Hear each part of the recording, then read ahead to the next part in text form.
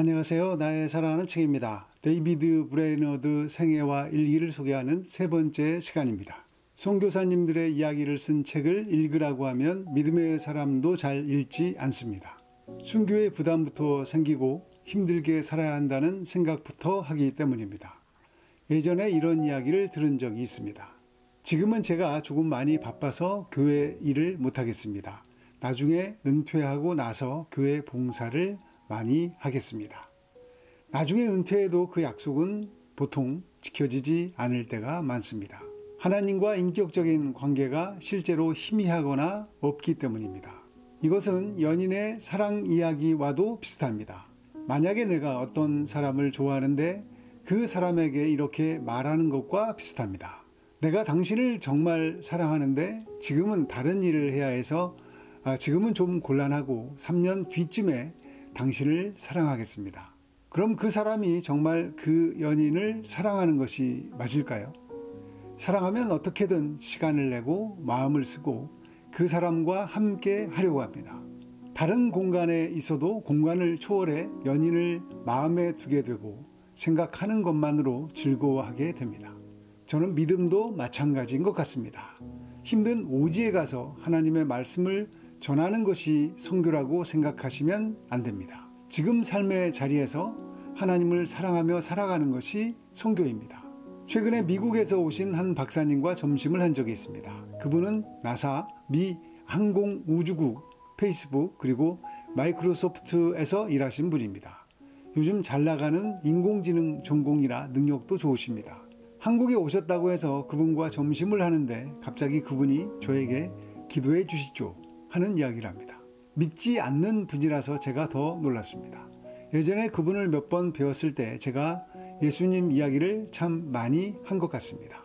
믿음이 없는 그분에게 믿음을 선물 받게 해달라고 기도하고 즐겁게 식당에서 밥을 먹고 이야기 나눴습니다. 저는 제 모든 삶의 자리에서 예수님이 실제되었으면 좋겠습니다. 그런데 왜 실제가 되지 않을까요?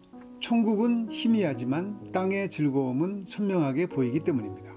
그러나 천국을 맛보면 예수님의 마음과 음성이 들리기 시작하면 땅의 즐거움이 새롭게 해석됩니다. 바로 그것을 속이 바뀌었다고 말하는 것이고 더 짧게 말하면 은혜라고 말하는 것입니다. 이 책을 통해 제가 가장 많이 배우는 것이 있습니다. 예수님께서 브레이너드 선교사님의 마음에서 일해 가시는 것을 보는 것입니다.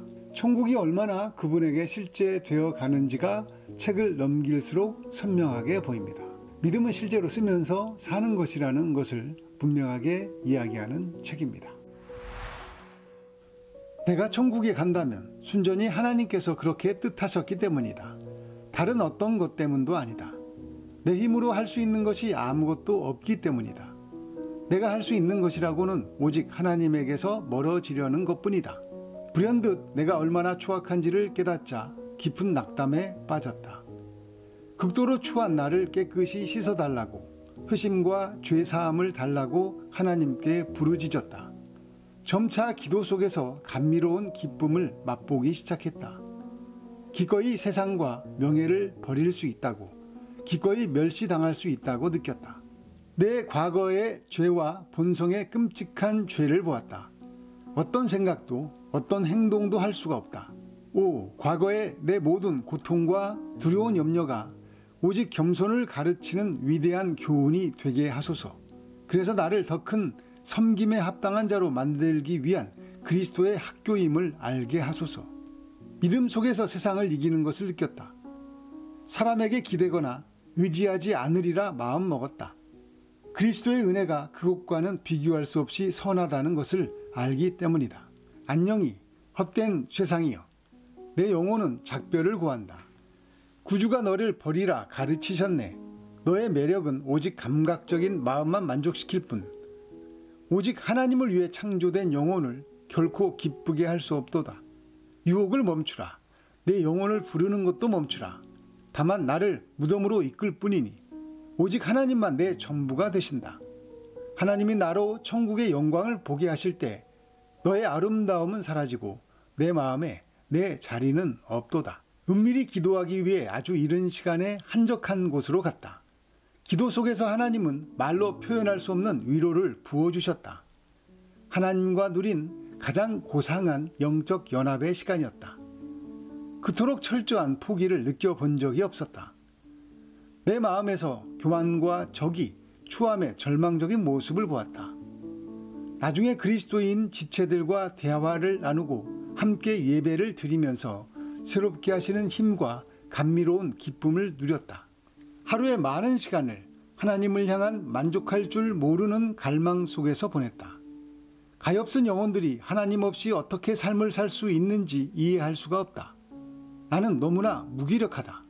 그러나 내게는 달려갈 수 있는 우리 하나님이 계시다. 욥기 14장 14절 장정이라도 죽으면 어찌 다시 살리까를 본문 말씀으로 2번 설교했다. 죽음에 대해 묵상하는 것이 얼마나 달콤한지 저녁에 깊은 평안을 누렸다. 하나님이 내 영혼을 만족시킬 수 있는 유일한 분인 것을 깨달았다. 오직 그분 안에서만 참 만족이 있다. 그동안의 세월을 생각해 보았다.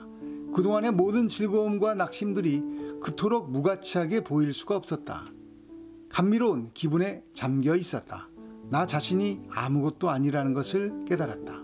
내가 어느 한순간도 하나님을 따라 살지 않았음을 깨달았다. 내가 한 것이 아무것도 없었다.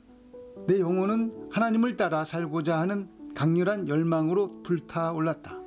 그리스도의 나라를 위해 싸울 때 직면하게 될 어려움과 고통을 생각하면서 주님 안에서 크게 기뻐했다. 나 자신뿐 아니라 다른 많은 영혼을 위해 기도할 때가 내게는 무엇과도 바꿀 수 없는 가장 달콤하고 평안한 시간이다. 아침에 눈을 떴을 때 아주 은혜로운 기쁨이 있었다. 힘들고 지친 이 세상에 죽음으로 작별을 고할 생각을 하자 평안한 기쁨이 밀려왔다. 내 삶은 끊임없는 위로와 갈등의 연속이다. 아마도 천국에 이를 때까지 그런 상황은 계속될 것이다. 하루의 대부분을 세상이 얼마나 헛된지를 뼈저리게 느끼며 보냈다. 1시간 후면 천국에 있게 될 거라는 말을 들어도 세상에 대해 이보다 더 무관심하지는 않을 것 같았다. 아주 특별하게 세상과 분리되는 느낌이었다. 세상에서 나그네요 순례자인 것이 몹시 기뻤다. 이 세상과 더 이상 관계를 맺고 싶지 않았다.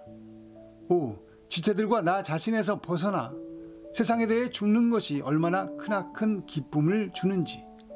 주님은 내가 완전히 만족해서 더 이상 구하지 않는 것을 허락지 않으실 것이다. 오히려 내가 계속해서 앞으로 나가게 하실 것이다. 끊임없이 황무함과 공허함을 느낀다. 하나님이 절실히 필요한 존재인 것처럼 말이다. 브레이너드는 복음을 전하는 삶을 살면서도 끊임없이 자신의 무가치함을 깨닫습니다. 그리고 하나님의 영광을 맛봅니다. 갈수록 천국에 대한 사모함이 뜨거워집니다. 이 모든 것을 하나로 이야기하면 하나님을 사랑하는 것으로 모아집니다. 결국 믿음은 하나님에 대한 사랑입니다. 보통 믿음은 나를 향한 하나님의 사랑을 깨닫게 되면서 시작되지만 장성한 분량을 향해 달려가는 믿음의 여정은 하나님을 향한 나의 사랑입니다. 우리는 늘 어떤 목적을 염두에 두고 살지만 예수님께서는 우리를 바꾸어 가시는 그 과정을 목적으로 삼으십니다. 부활하신 예수님께서 낙담한 베드로를 찾아와서 질문하신 것이 무엇이었습니까? 베드로는 예수님을 3번이나 부인했고 자신에 대해 완전히 낭망해 있었습니다. 그럼 베드로에게 예수님께서 여쭤보신 것은 내가 나를 사랑하느냐 하신 것이었습니다. 그것도 3번이나 물어보셨습니다. 처음엔 아가페의 사랑으로, 나중엔 필리아의 사랑으로 물어보셨습니다. 베드로가 사랑한다는 고백을 했을 때 예수님께서는 당신의 양을 치라고 하셨습니다. 신명기에서는 마음과 목숨과 정성과 뜻을 다해 하나님을 사랑하라고 하십니다. 예수님께 가장 큰 계명이 무엇이냐고 여쭤보니 예수님께서는 바로 하나님을 사랑하는 것이라고 분명하게 말씀하셨습니다.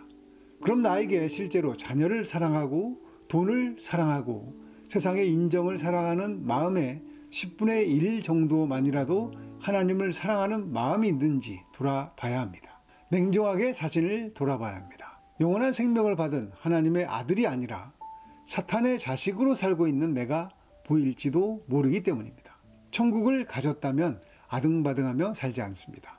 하나님을 정말 사랑하는 은혜 소원하시고 그것이 꼭 실제 되어서 이 땅 어디에서나 넉넉하게 살아가시기를 예수님의 이름으로 축복합니다. 감사합니다.